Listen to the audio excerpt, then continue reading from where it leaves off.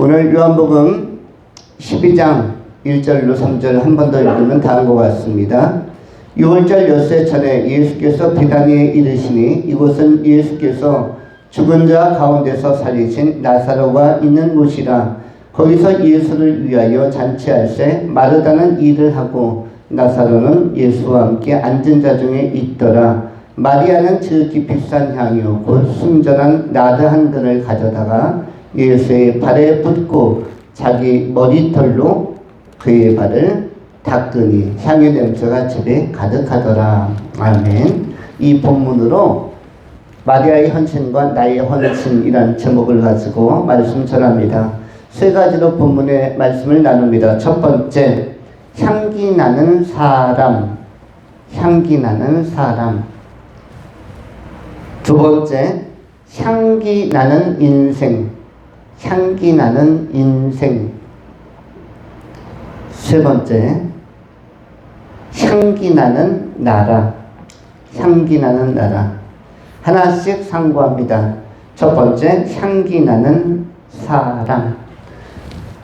오늘 본문에 한 사람이 소개되고 있는데 이 사람의 이름은 마리아였습니다. 마리아는 나사로와 같은 그 온누이 관계였고 동시에 6월절 엿새 전에 베다니에 있는 이 마리아의 집은 축제적인 이 잔치의 장소는 축제적인 곳이었습니다. 왜냐하면 얼마 전에 뭐가 있었습니까? 나사로가 죽었다 살아났으니까 이 분위기는 굉장히 좋은 분위기. 죽음에서 살아난다는 것은 굉장히 감동인데 아팠다가 살아나도 회유되어도 이게 기쁨입니다. 최근에 여러분이 뉴스를 보셨는지 모르겠지만은 강남 송파에서 활동하는 국회의원 한 분이 한 청소년에 의해서 푸드보 타격을 당했는데 멀려 17번을 돌로 찍혔다고 합니다.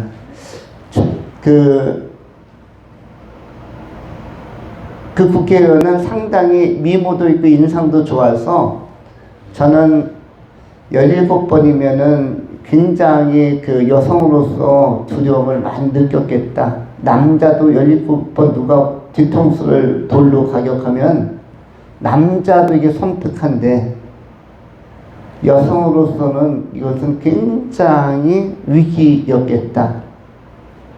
그래서 여성들은 다른 호신술은 안 배워도 가스총 하나씩은 장착을 하고 항상 그걸 순식간 1초 만에 뽑아서 쏠 수 있는 이런 훈련은 받아야 되지 않을까.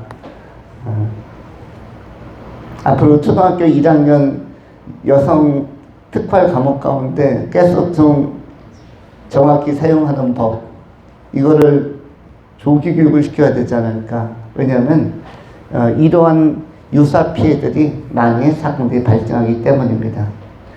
7번도 많은데 10번도 많은데 15번도 많은데 17번이다. 이게 만약에 돌이 아니고 날카로운 수제부치나 칼이었다고 생각해 보십시오. 얼마나 비극적인 문제가 발생했겠습니까? 저는 여성들은 그리고 구두를 칼구두를 신어야 된다는 생각을 합니다. 방어 능력은 뭐다? 구두 벗어서 그 뾰족한 뒤에 그 칼구두 그 구부로 머리를 팍 가격을 했다면 역공을 가했다면 네가 17번 쳤으면 난 27번이다. 마음 같아서는 170번이라도 그렇게 방어할 수 있는, 그냥 움츠려서 머리만 감싸고 있는 것도 물론 방어의 수비법 방법 중에 하나겠지만 반격을 했다라면 17번까지 하지 않았을 겁니다. 2번, 3번 했을 때 구두 벗어서 칼구두 있죠. 그걸로 얼굴 한번 팍 하면은 거기에서 이 정리가 될 수도 있는 상황이었습니다. 게임이 종료될 수도 있습니다. 그리고 17번이라는 것은 상당히 어떻게 보면 강력한 타격이라기보다는 떨면서 했다는 것이에요. 원래는 17번까지 타격이 가지 않습니다. 그래서 오히려 반격이 한 번 딱 들어왔었으면은 칼구두에 그 뾰족한 구두에 만약에 칼구두 싫으면은 구두국 뒤에다가 쇠라도 하나 이렇게 붙여가지고 다녀야 되지 않을까. 구두방에 가면 해줄 것 같습니다. 뭔가 자기를 방어하는 것이, 보호하는 것이 필요한 시대인 것 같습니다. 이것이 한 국회의원에게 발생한 사건이지만 일반인들에게도 얼마든지 발생할 수 있기 때문에 여기에 대한 조치가 필요하기도 한 것 같습니다. 우리 노인들도 마찬가지죠. 길 가다가 누가 17번을 내려치기 시작했다. 이것은 굉장한 두려움이 들 것입니다. 본문에는 향기 나는 사람에 관한 이야기가 나오는데 오늘 현 세대는 향기 없는 사람들의 모습도 많이 볼 수 있는 것 같습니다. 오늘 본문의 배경에 나오는 이 마리아의 가정은 어쨌든 아팠다가 치료되는 것도 좋은데 다행히 이 의원은 죽지 않았고 치료되어서 활동을 이제 천천히 준비한다고 이야기를 합니다. 얼마 전에는 정치가 중에 또 유력한 정치가 한 분이 목에 자상인가 이렇게 또 피습을 당해서 또 이슈가 되니 받았습니다. 이런 것이 말끔히 치유가 된다면 치유되는 것은 그 가족이나 주변 그 지인들에게는 기쁨이 되는 것입니다. 또 마음 졸이며 응원했던 분들에게는 더욱더 그렇죠. 아파트가 치유되어질 때 우리 각 사람마다 아픔이 있지 않습니까? 각 가정마다 또 아픈 분들도 있을 수 있는데 이게 말끔히 치유되었다 하면은 굉장한 기쁨이 되는 것입니다. 그런데 죽었다가 살았으니까 이거는 말로 할 수 없는 기쁨이 되는 것입니다. 굉장히 기쁜 곳에서 굉장한 평화와 환희와 기쁨이 있는 곳에서 무엇이 있냐면은 가장 아름다운 섬김의 행위가 오늘 나타나고 있습니다. 그 가운데 오늘 마리아를 생각하려고 합니다. 여러분, 마리아 하면은 향기 나는 사람인데 오늘 본문에 마리아가 선택한 예수를 위한 소재는 뭐냐면 3절에 나오는 지극히 비싼 향유라고 되어 있고 순전한 나드 한 근이라고 되어져 있습니다. 지극히 비싼 향유. 지금으로 이야기하면 향수라고 생각하시면 좋습니다. 여러분이 생각하시면 향수. 이 나드라는 것은 나라드라는 것인데 히말라야 산맥 기슭에 인도 쪽으로 뻗어져 있는 그 지역에서 나는 향료 채소입니다. 다년생의 풀이라고 할 수 있습니다. 근데 이걸 갖다가 열매를 압축해 가지고 기름을 짜내면 이게 아주 특이한 고운 냄새를 나고 오래가는 은은한 향기가 진동하는데 온 가정의 분위기를 또 온 집안의 분위기를 좋게 하는 이 향료가 바로 나드입니다. 나드 한 근을 준비했습니다. 굉장히 많이 한 근하면 여러분 쇠고기 한 근에도 묵직한데 이런 그 채소류 식물 한 근이면 꽤 많은 양입니다. 그러면 굉장히 많은 양은 값도 굉장히 그 기름은 더욱더 비싼 것이 되겠죠. 그래서 오늘 본문에서도 지극히 비싼이라고 되어져 있습니다. 이스라엘 땅에서 인도나 히말라야 산맥에서 나는 향유를 구하려면 얼마나 많은 돈을 투여했을까? 자기의 저금 통장, 적금 통장 모았던 자산의 상당 부분을 깨뜨려서 이걸 살 수밖에 없는 것입니다. 자기의 재산이나 수요를 깬다는 것이 쉬운 일이 아니죠. 왜냐하면 모으는 과정에 정성이 많이 들어갔고 또 다른 곳에 쓰려고 하는 각자의 목표가 있기 때문에 깨는 게 쉽지가 않습니다. 그런데 마리아는 나사로라는 형제가 죽었다가 다시 살아나는 것을 보고 그것을 살리신 예수님 앞에서 너무나 큰 기쁨을 가진 것입니다. 이것은 죽음에서 살아난 형제, 친지, 가족이 있다는 사실로도 기쁨이지만 동시에 이 치유의 사건을 유발하고 집행하고 시행한 분이 메시아라는 사실, 예수가 메시아라는 사실을 확인할 수 있었기 때문에 내적 기쁨은 더 큰 것입니다.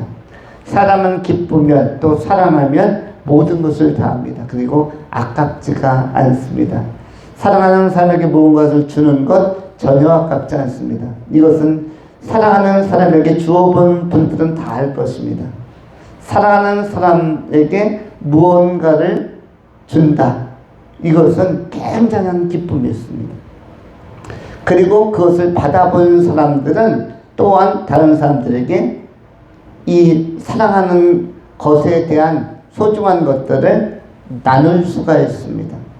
우리 또한 하나님께 사랑을 많이 받고 많이 받아본 경험을 가지고 또 이웃에게도 많이 나눌 수 있는 건전한 건강한 믿음의 사람들이 되어야 할 것입니다. 믿음이 좋으면 하나님께 많은 소중한 것을 받을 수 있는데 소중한 것을 공급받고 또 소중한 것들을 이웃에게 나누는 삶이야말로 풍성하게 합니다. 우리가 무엇인가를 받을 때도 기쁨이 있지만 나눠줄 때 또한 기쁨이 굉장히 큰 것입니다. 그리고 나눠줬을 때는 흐뭇함이 오래가고 받은 사람도 흐뭇함이 오래갑니다. 잔잔한 이 향기가 또 든든함이 있는 것이고 사람을 추억할 때는 그러한 사랑과 이런 소중한 그 감정이 실린 것들에 대한 기억도 오래 추억하게 되는 것입니다. 오늘 본문에 나오는 나드, 이 향유가 이런 것인데 마리아에게는 뭐였다? 매우 소중했다. 마리아에게는 대단히 소중한 것이었는데 이것을 지금 예수님이 메시아라는 사실을 발견하면서 이 감동 속에서 아낌없이 마리아가 깨는 것입니다. 마리아는 예수가 메시아, 세상의 인류를 구원하러 오신 하나님의 아들 예수 그리스도라는 사실을 지금 고백하고 그 고백이 현실적인 이런 행위로 퍼포먼스로 나타나고 있는 것입니다. 또한 우리가 향기나는 삶을 산다는 것은 대단히 중요한데 향기는 고린도후서 2장에서는 냄새라고도 표현되어져 있습니다. 이 냄새는 헬라어로 오스메라는 단어입니다. 냄새 내지는 향기, 오스메. 이 오스메가 있는 사람이 참으로 인생을 잘 사는 사람이라고 할 수가 있습니다. 오스메 향기가 약한 향기도 있습니다. 그런데 약한 향기도 향기는 좋습니다. 향기는 굉장히 사람을 민감하게 합니다. 냄새가 사람을 얼마나 민감하게 하는지 모릅니다. 사람들이 냄새에 굉장히 취약하면서도 민감합니다. 여러분 누가 발을 안 씻고 와서 발냄새가 진동한다. 한 사람이 들어왔을 때 발냄새가 탁 풍기면 사람들이 알아챌까요? 못 알아챌까요? 민감한 사람들은 냄새가 진하면은 금방 알아챕니다. 또 방귀, 누가 한번 빵 터트리지 않고 조용히 픽 터트리면 빵 터트리는 소리 나는 방귀가 셉니까? 아니면 그 냄새는 픽 들릴 듯 말 듯한 소리로 조용히 끼는 방귀가 주변 사람들에게 자극을 줍니까? 어떤 방귀가 세죠? 영향력은 픽하고 이거 들키지 말아야 되는데 내가 부었다는 사실을 남에게 들키지 말아야 되는데 나누어서 조용조용 브레이크는 나누어서 밟듯이 방귀도 나눠서 조용조용 티 안 나게 껴야 되는데 그런데 냄새는 아주 강하게 납니다. 특별히 차처럼 자동차나 이런 경우처럼 한 5명 타는 가운데는 5명이 탔으면 5 중에 1명은 범인이죠. 근데 대부분 사람들은 빵 터트리는 경우가 아니면 자기는 아니라고 봅니다. 분명히 범인은 있는데 냄새가 난다는 것은 누군가가 실행했다는 것, 누군가가 발사했다는 것인데 나는 아니야 라고 이야기를 합니다. 냄새라는 것은 이렇게 자극적이고 민감하죠. 그런데 마찬가지로 향기도 그렇습니다. 향기도 특별히 사람이 나타내는 향기는 더욱더 강렬합니다. 다만 사람들이 이 향기가 너무 좋아서 향기에 자연스럽게 취하기 때문에 표현을 덜한 경우가 있습니다. 그러나 이 향기는 오래 갑니다. 이거는 시간과 공간과 역사를 흘러서 향기가 진동합니다. 여러분, 우리는 충무공 하면은 바로 뭐가 나타나죠? 정말 멋있는 장군, 향기입니다. 그것이 좋은 이미지 자체가 향기예요. 충무공. 다산 하면은, 정약용 하면은 다산 호만 들어도 이미지가 좋은 것입니다. 신사임당 여러분이 본 일이 있습니까? 만나보셨나요? 신사임당과 대화라도 한번 나눠보셨나요? 우리는 모르지만 신사임당 이름만 떠올려도 향기가 나는 것이에요. 향기가 난다. 이런 향기는 뭐다? 은은한, 역사를 거슬러서 과거에 살았지만 은은하게 우리에게 잔잔한 여유와 위로를 주는 좋은 분들입니다. 세종대왕 여러분이 보신 일이 있습니까? 만난 일이 있습니까? 저는 여러분이 세종대왕 만난 분 없는 것 같아요. 그럼에도 불구하고 여러분들은 세종대왕 하면 우리 대한민국 또한 조선 땅을 대표하는 굉장히 멋있는 지도자 이렇게 생각을 합니다.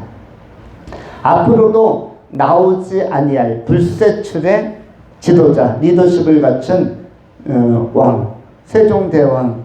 그래서 세종왕이라고 부르지 않고 그냥 뭐라고 부릅니까? 대자를 크게 붙여줬어요. 대자가 붙은 왕은 한반도의 역사 속에서 2명밖에 없었죠. 누가 있었습니까? 왕건? 왕건은 왕씨라서 왕자이지만 왕건 대왕은 아닐 거고, 세종대왕과 누가 하나 비슷한 이름을 붙이려다 말았습니까? 영조가 자칭 대왕이라고 했는데, 영조는 왜 대자를 붙였냐면 왕 중에서 제일 오래 살았기 때문이에요. 옛날에 왕들은 50대 초반에 다 세상을 떠났습니다. 50세 넘으면 왕들은 다 죽었어요. 60세 넘어간 왕이 없는데 영조만 83세까지 살았습니다. 83세. 그 당시에는 기네스북은 없었지만 조선의 역사 속 열악한 환경 속에서 오래 산 왕이 영조였어요. 83세까지. 그래서 영조한테는 대자를 붙이기도 하고 안 붙이기도 합니다. 그냥 영조라고 반말로 딱 놓고 영조 하죠. 근데 여러분 아시는 것처럼 그 왕의 이름에 조자가 붙으면은 좋은 이미지입니까? 아닙니까? 종이 붙으면 정통이에요. 정통왕, 세종, 성종. 그런데 중종, 이렇게 종자가 붙으면은 정통으로 계승을 받은 건데, 조자가 붙으면 뭐죠? 세조, 영조, 정조. 조자가 붙으면 뭐죠?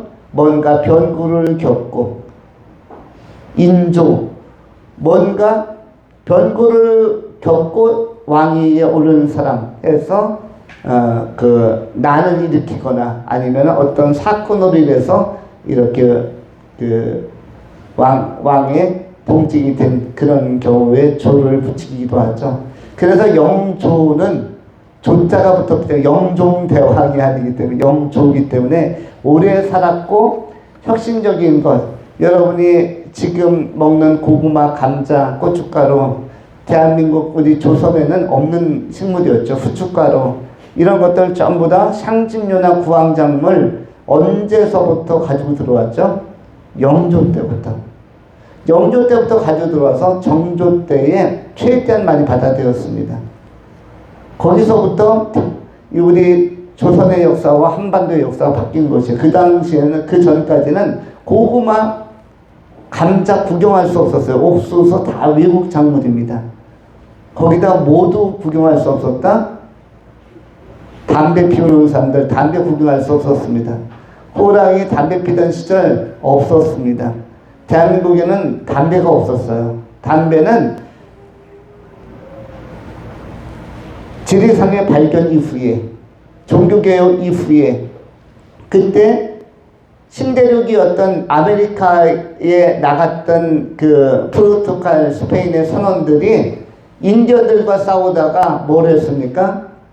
독화살에 맞아서 막 살이 썩어 들어가고 상처가 나니까 치료약은 없고, 그러니까 이 선원들이 그 아메리카 지역, 지금은 미국이죠. 미국 멕시코 지역에 있었던 약초들을 뜯어다가 그걸로 부벼봤는데 이게 막 치료가 되는 거예요.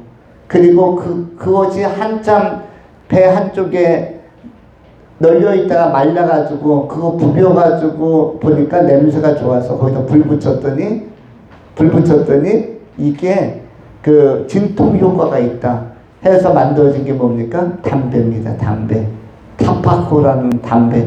이게 한참 있다가 일본 통해서 우리 조선으로 흘러 들어왔는데, 이거 몇백 년 안 됐는데 언제서부터 스타트를 끊었습니까? 대부분 영조 때부터 외국의 해외에 문물이 들어오면서 자리 잡은 것들입니다. 그러니까 고려적 사람들은, 고려시대 사람들은 담배 냄새도 못 맡아봤고요. 삼국시대 사람들은 신라 백제 고구려 때는 더욱더 그렇습니다. 없었던 그 소재입니다. 고구마 감자도 마찬가지입니다. 인류의 마지막까지 인류를 지켜줄 수 있는 최고의 식품이 작물이 뭐라고 얘기하죠? 최고의 열매. 인류를 마지막까지 지탱해 줄 수 있는, 환경이 나빠져서 인류가 더 이상 뭐를 경작할 수 없고 더 이상 곡물을 재배할 수 없는 시대가 왔을 때, 그래도 전 세계인이 모두 다 먹을 수 있는, 끝까지 지구를 지켜줄 수 있는 작물, 열매가 뭐라고 합니까? 그리고 이것 가지고는 가장 많은 다양한 식재료 또는 음식을 만들 수 있다. 그 소스로서 쓰이는 이 작물이 뭡니까? 추운 데서도 재배가 되고 더운 데서도 재배가 되고, 열대 지역 40도 50도 올라가는 그 뜨거운 데서도 재배가 되고, 영하 30도 40도 50도 러시아나 아주 추운 데서도 재배가 되는 이 작물, 높은 고랭지에서도 재배가 되고 낮은 저지대에서도 재배가 되고, 뭐라고 하죠? 지구 유일의 마지막까지 인간이 먹을 수 있는 작물을 감자라고 합니다. 감자는 다양한 식물을 만들 수도 있고 음식물로 아주 귀한 소재로 쓰는, 전 세계가 다 쓰는 유일한 식물이 감자라고 합니다. 그래서 뭐 쌀이나 밀이나 다른 고구마 이런 것들을 또 옥수수 나는 데도 있고 안 나는 데도 있지만은, 감자는 전 세계가 다 지금 재배하고 있고 마지막까지 인류가 먹을 수 있는 아주 귀한 구황작물이라고 하는데, 이것을 누가 데려왔다? 영조가. 그런데 어쨌든 지금 세종 이야기하고 있습니다만, 이름만 들어도 이미지가, 이 향기와 냄새가 역사를 거슬러 올라와서 지금까지 또 미래 시대까지 냄새를, 향기를 발산할 수 있다는 것입니다. 이러한 것은 그러나 뭐다? 기본적인 향기. 이거는 생각해야 나오는 향기이죠. 그런데 오늘 본문에서 말씀하려고 하는 것은, 그것을 거슬러서 이 마리아에 대한 평가를 예수님께서는 복음이 전파되는 모든 곳에서 마리아의 이야기도 증거가 될 것이다 라고 그렇게 선언을 해줍니다. 예수님께서 이 마리아의 향유값을 깨뜨리는 이 사건을 복음이 전파되는 모든 곳에서 함께 이 사건도 전파될 것이다. 이것이 선언되고 있습니다. 향기라는 것은 일반적으로 선한 영향을 미치는 것도 좋은 향기이지만, 그러나 예를 들어서 휘바이처라든지 또는 뭐 안데르센이라든지 나이팅게일이라든지 이런 분들도 헬렌 켈러라든지 향기를 발산하지만, 그러나 복음 안에 있는 예수로 말미암은 향기가 진짜 향기입니다. 그래서 우리는 복음 안에 있는 사람들의 향기, 다윗의 향기, 바울의 향기, 베드로의 향기, 복음의 신앙의 선배들의 향기를 귀한 향기로 우리는 그러한 자산으로 수용하고 이해하고 있는 것입니다. 복음을 위하여 순교한 사람들이 흘렸던 나타냈던 향기가 으깨지면서 더 강하게 발상이 된 것입니다. 오늘 본문에서 마리아는 특별히 3절에서는 예수의 발에 이 순전한 나드 한 근 비싼 향유를 갖다가 발에 붓고 자기 머리털로 그의 발을 씻었다라고 되어져 있습니다. 이 향유는 싼 향유가 아니죠. 지극히 값싼 향유가 아니라 지극히 비싼 향유라고 되어져 있고 예수의 발에 붓고라고 되어져 있습니다. 원래 이 향유로 원래는 발은 뭘로 씻는 거죠? 발은 뭘로 씻습니까? 물로 씻는 거죠. 물로 씻는 것입니다. 샘에 가서 퍼오든 수도에서 퍼오든 발은 물로 씻는 것인데 오늘 본문에서는 향유로 씻어요. 발을 충분히 씻을 수 있을 만큼, 이건 얼굴에 찍찍 뿌리는 향기가 아닙니다. 발을 씻을 수 있을 만큼의 충분한 향유 엄청 많이 가져온 것입니다. 이 비싼 것은 값비싼 향유를. 이것은 메시아를 위해서라면 내가 완전히 헌신하겠습니다라는 마리아의 고백과 결단이 담겨져 있는 것입니다. 그런데 오늘 설교 본문처럼 마리아의 헌신과 나의 헌신인데 나도 이렇게 헌신을 결단할 수 있는가? 마리아가 예수가 부활의 주님이시며 죽은 자를 살리시는 메시아라는 사실을 발견하고 오늘 향유옥합을 깨뜨렸는데 나도 내 인생에서 내가 아끼는 것을 깨뜨릴 수가 있는가? 이것을 우리가 상고해 봐야 하는 것입니다. 한 번의 어렵다면 점진적으로 우리도 나의 향유값을 점진적으로 깨뜨려가는, 우리의 믿음의 성장함에 따라서 깨뜨려가는 이런 거룩한 헌신이 여러분의 삶 속에서 나타날 수 있기를 축원합니다. 두 번째로 생각하는 것이 향기나는 인생에 관한 것입니다.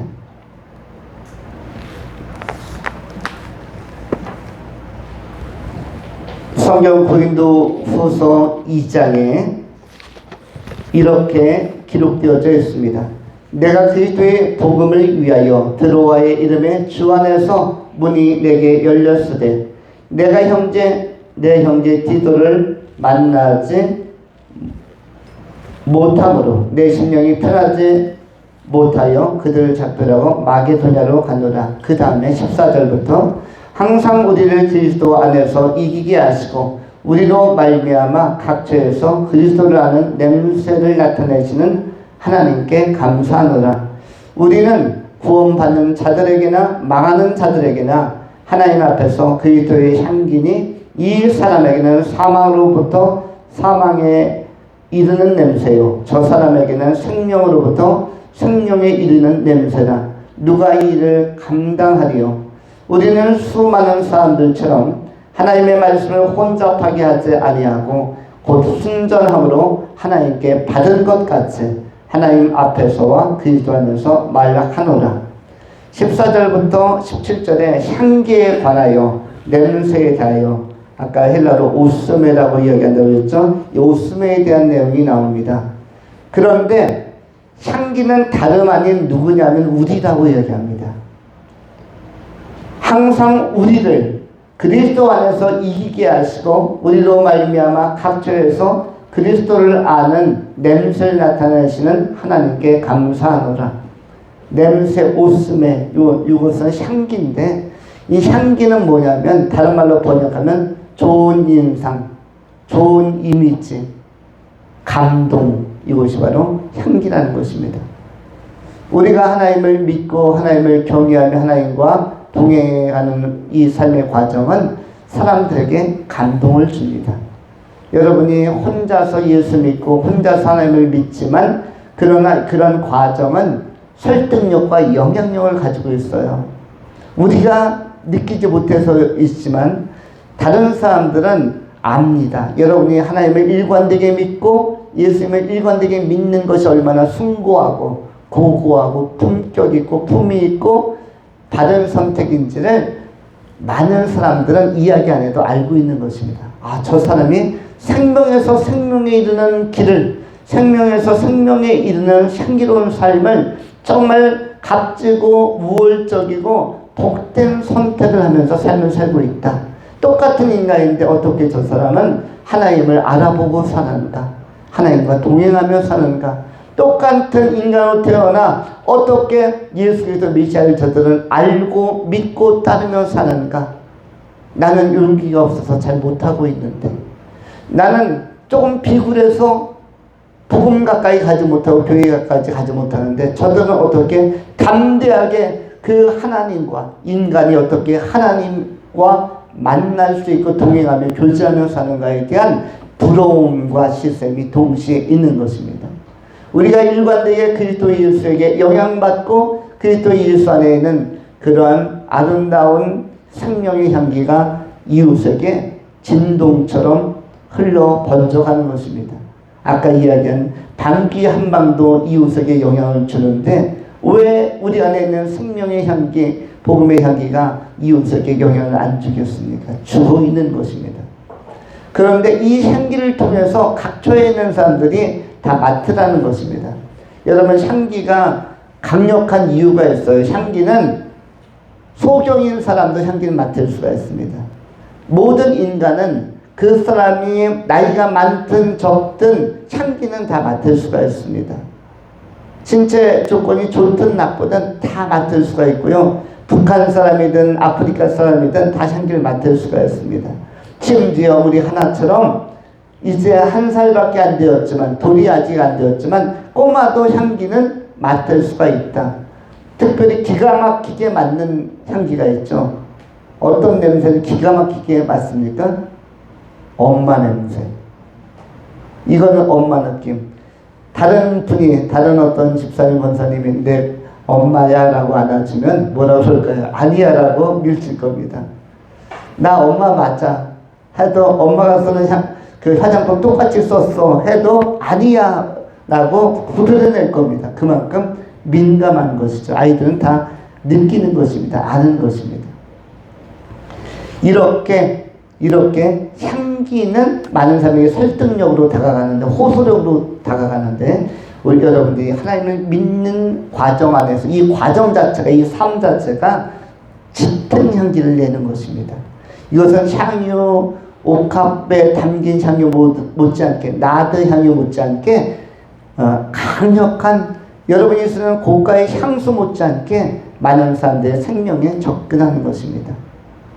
이 향기를 맡고도 반응하지 못하는 사람들은 사망에서 사망으로 이르고, 영적으로 죽었다가 결국은 탈출하지 못하고, 지옥에서 탈출하지 못하고 사망이라는 결과물로 그냥 남고, 생명에 이르는 사람들은 그 냄새를 맡고, 아, 이 사람이 전파해주는, 이 사람이 전달해주는 이 복음적인 선한 향기, 나도 저 사람처럼 결국 예수 믿어야겠다라는 내적인 결단을 할 때 이것은 생명에서 생명에 이르는 향기로 작용하게 되는 것입니다. 길가에 꽃이 피어 있으면, 이제 한 2, 3개월 있으면 꽃이 피기 시작할 텐데, 제일 먼저 피는 꽃이 무엇입니까? 1년적 우리 대한민국에서 제일 먼저 피는 꽃이 뭐예요? 2월부터 피는 꽃, 매화. 그 다음 3월에 피는 꽃, 그것도 매화입니까? 목련입니까? 우리 교회는 목련이 엄청 빨리 피기 시작하죠. 3월 정. 지금 벌써 제가 어제 그 쓰레기를 정리하다가 목련꽃을 딱 보니까 벌써 꽃, 이 망울이 자리를 잡았어요. 탁탁탁 튀어나와서, 여러분 그 목련꽃 가지고 차도 마시죠.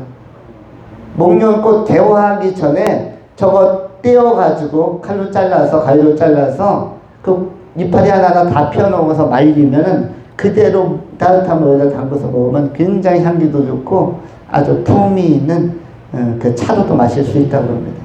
이걸 어디서 들었냐고요? 제가 꽃집에 가서, 화원하는 곳에 가서 꽃 사러 갔다, 야생화 사러 갔다가 이분이 차를 주시더라고요. 그러면서 이 차가 무슨 차냐고 맞춰보래요. 그래서 제가 이거 무슨 차예요? 자스민 차예요? 무슨 차예요? 라고 물었더니 이거는 목련차라는 것이에요. 그래서 매년 봄에 꽃 피기 전에 잘라가지고 본인이 만든대요. 화원하시는 분이 그렇게 한 잔을 건네주었습니다. 생각나니까 저희 교회도 목련꽃이 이제 준비되고 있습니다. 4월 정도 5월 가면 라일락 꽃이 또 굉장히 신선하고, 그 다음에 장미꽃 피고, 개나리 진달래 피고, 계속적으로 꽃이 올라옵니다. 우리가 이런 꽃들 한 번에 가서 냄새를 맡지 않아도 언젠간 다가가게 되어져 있습니다. 언젠간 가까이 가서 보게 되어져 있고, 관심 있는 분들은 자세히 보고 사진도 촬영하고 또 때로는 키우기도 합니다. 이와 마찬가지로 생명에서 생명에 이르는 냄새, 우리가 가지고 있는 예수를 일관되게 믿고 어려움에도 좌절하지 않고 믿음 가지고 정진해가는 이 과정을 많은 사람들이 언젠가는 소망의 이유를 물으는 그때, 당신이 그렇게 멋지게 힘들어도 당당하게 사는 이유가 뭔가, 그렇게 흔들림이 없이 유동함이 없이 그 삶을 사는 당찬 이유가 뭔가 할 때 우리는 소망의 이유, 내가 하나님을 믿기 때문에, 우리 주 예수 그리스도를 믿기 때문에, 죽어도 다시 사는 구원을 믿기 때문이다라고 담대하게 말할 수 있을 때, 그가 받아들이면 생명에서 생명이 이르는 냄새로 작용하게 되는 것입니다. 여러분의 삶이 생명에서 생명으로 이르는 냄새로, 향기로 작용하고 기여할 수 있기를 축원합니다. 마지막 세 번째로 향기나는 나라.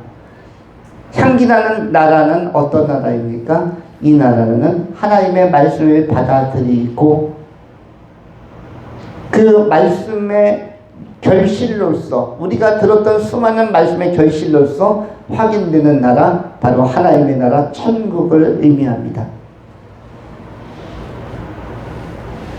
어떤 철학자는 이 지상나라는 천국의 그림자라고 이야기했습니다. 여러분 호숫가 같은 데 가보면, 소양댐이든 뭐 충주호든 호숫가에 가면은 산자락이 호수에 투영이 됩니다. 산자락의 그림자가 물 위에 수면에 비칩니다. 그런데 수면에 비쳐있는 이러한 그림자를 볼 때 산이 진짜 있다는 것을 알 수 있다라고 그렇게 설명한 철학자가 있습니다. 유명한 철학자 중에 고대 철학자 플라톤이라는 사람이 이렇게 이야기를 했습니다. 그러면서 플라톤의 이데아 사상이라는 것이 있죠. 플라톤이 어떻게 이야기했냐면, 형이 하악의 세계가 있고 형이 상악의 세계가 있으며, 동시에 그림자의 세계가 있고 본질의 세계, 실체의 세계가 있다. 사람이 길을 갈 때에도 그림자가 있다는 사실은 사람이 있다는 것이며, 토끼 그림자가 있으면 토끼가 있다는 뜻이고, 강아지 그림자가 있으면 강아지가 있다는 뜻이다. 그림자를 보면 실체가 있다는 것을 추정할 수가 있다. 마찬가지로 지구가 있다라는 것, 자연이 있다라는 것은 자연이라는 그림자를 보여주는, 자연과 지구는 그림자요, 이 그림자의 실체가 있는데 그 실체가 뭐다? 천국, 하나님의 나라다. 지구라는, 우주라는 이 그림자가 이렇게 멋지다면 실체로서의 천국 하나님의 나라는 훨씬 더 멋지고 완성도 높고 아름다울 것이다, 완벽할 것이다. 이것이 플라톤이 생각하는 이상향 내지는 유토피아와 같은 세계입니다. 그들이 접근해 보려고 했던 것이 전부 다 천국에 대한 접근, 하나님의 나라에 대한 접근. 그 나라는 어떤 나라입니까? 예수 그리스도의 향기가 풍성한 곳, 삼일체 하나님의 향기가 풍성한 곳, 구원받은 성도들의 향기가 풍성한 곳, 천군 천사들의 향기가 풍성한 곳, 너무나 향내음 나는 좋은 나라, 완벽한 나라가 하나님의 나라입니다. 여러분들은 지상나라로서 이 그림자로서의 세계를 여러분이 차분히 살아가시고, 그림자의 세계는 애환이 다 있는 것입니다. 희비애락이 다 있는 것이고 희노애락도 다 있는 것입니다. 그러한 인생 여정을 순례자처럼, 여행자처럼 잘 살아내시고, 머지않은 그날에, 영광의 그날에 가서 완벽한 상기 공동체, 완벽한 구원 공동체, 실체로서의 하나의 나라, 이데아와 또는 어떠한 유토피아의 세계가 아니라 그것을 뛰어넘는 완벽한 나라에 가서 구원받은 자로서 영원히 생명으로 영생하는 그런 풍성한 삶을 사는 귀한 성도님들이 되실 수 있기를 축원합니다.